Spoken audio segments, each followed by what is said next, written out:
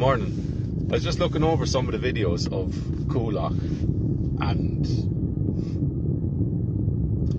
it's unfortunate, but I believe that in order for... Derek Bly made a video and he was saying that he was up there and he was saying that the videos don't necessarily do it justice. Like, when you're involved in something like that, there's a feeling attached to being in group conflict where you have two sides going at it, or you have two sides going at it in some way, right? So and here's where the postmodernists will love this. So you do have the power dynamic in play, okay? So you have guards who have whatever qualified immunity they have, so which will allow them to act in certain ways that citizens or regular people that aren't guards just wouldn't get away with. That's wrong. That's wrong. You can't uphold the law by stepping outside of it yourself, okay? And anybody that's willing to step outside of the law to uphold the law, they're dangerous people, okay? Because they will justify anything. But the point that Derek was making was that the feeling of watching these things happen via video, all you're doing in that situation is taking in the information through your senses. So you're hearing what's going on and you're seeing what's going on. You might even be feeling a little bit of something towards it, okay? But there's no substitution for actually being in that situation where you don't know what the outcome is.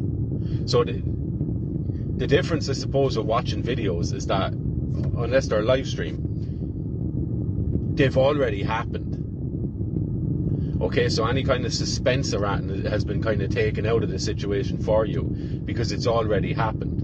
And because there hasn't been a greater news story involved in the videos that you're watching, you assume that it didn't get much worse. So there's a bit of safety involved, and there's an emotional safety involved in watching these situations on video because they've probably already happened, and therefore the feeling of uncertainty, feeling of anxiety, feeling of fear maybe is somewhat taken away or somewhat neutralized by that fact. But when you're there, especially if this is your local area, you're looking at the guards who are there to maintain the peace, and they are attacking people for protesting. Again, that's wrong. That's against the law. You cannot do that. And they'll fire out these public order things, but essentially what they're trying to do is clear you away from protesting. I would imagine most of these public order things would be thrown out of court, or there'd be soft sentences, suspended sentences and stuff, unless they try and make an example out of something, okay? But the point of it is that when you're there, all those feelings of uncertainty and dread, because you genuinely don't know what's going to happen. If they're willing to charge you and pepper spray you and attack some young fella on the ground and give them 6 cracks of a flick bar, and while they're being recorded, what limits have they got in terms of their behaviour? Have they been given parameters they're allowed work within, or have they been given carte blanche to go out and whatever you need to do, clear this area of protesters?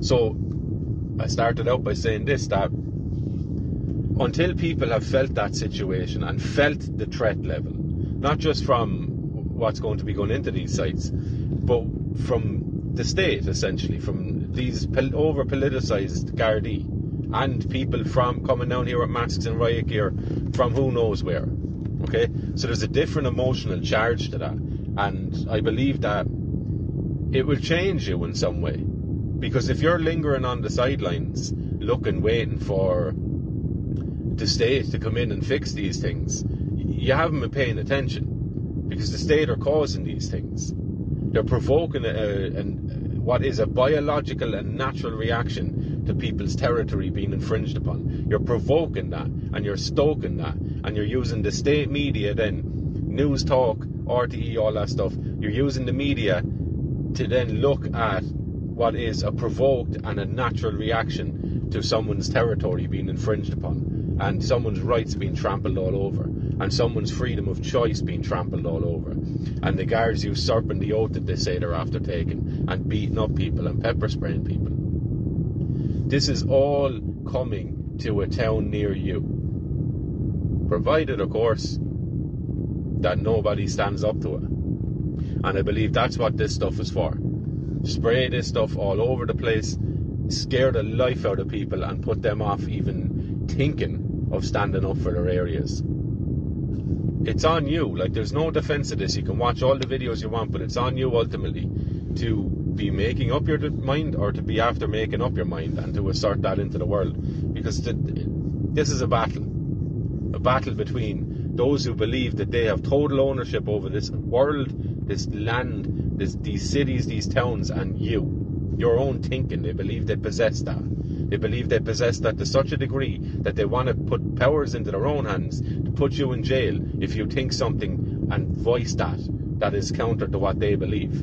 That is what you're dealing with. And then you're dealing with a small but growing number of Irish people that are getting a little bit sick of it. Okay? The well-meaning and Irish people, I'll say this, Irish people are the most liberal people you will find in the world. And people will judge the Irish character based on the imposition of the Roman Church on Irish people and the fallout that resulted from that. We've seen what happened with that. Irish people have walked away from that foreign belief system, okay? Largely. People might argue that's a bad thing. It is what it is, okay? So, people have walked away from that, and I just lost my train of thought there completely. But people are getting sick of it. They're getting sick of not being listened to. They're getting sick of public representatives not representing them. They're getting sick of public servants not serving them. And my point was that Irish people are the most liberal in the world. And I believe that they are. Not that they need to be in number one place, but they're up there, right? Because you hear it in the phrases that we use. You know, sure, as long as he's not hurting anyone. We leave people be essentially what they are up until the point where they're engaged in immoral activity. And then bang, we shun them, right? But what's happening here is, for whatever reason, and we can get into that another time because this is fascinating, for whatever reason, we do not hold public servants or people that we see in positions of authority to the same standard as we hold ourselves to and we hold our neighbours to. And up until the point where that changes and we begin to speak truthfully, if it's wrong for me to do, it's wrong for a Taoiseach to do, it's wrong for a guard to do, all that stuff. Up until we get our hands on our morality and our sense of justice again, injustice is going to prevail.